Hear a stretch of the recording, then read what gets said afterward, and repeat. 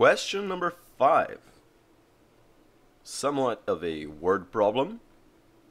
By adding x squared to 2x, we obtain 35.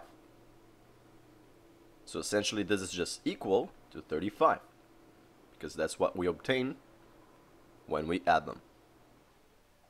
So how can we solve this equation? Well, I'm gonna solve it by completing the square, just for a change. And how do we do that?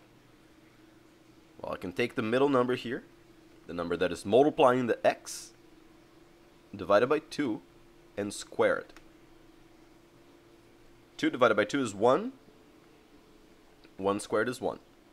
So this is the number that I will add to both sides of the equation. So we're going to have x squared plus 2x plus 1 equals 35 plus 1, 36. And why did I do that? Why did I randomly add a 1 to both sides of the equation? Well, because now this is a perfect square trinomial. And I can factor it into x plus 1 squared. And how can I get this?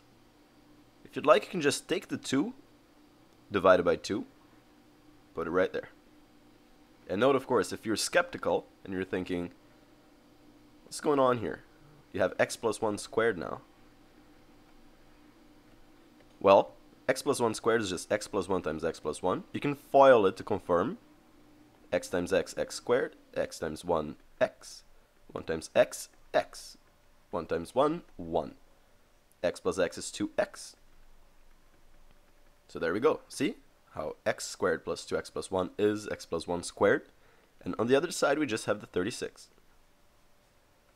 Now, we want to solve for x, right? So I want to get rid of the square here. So we're going to take the square root of both sides. Over here, I'm going to get a plus or minus.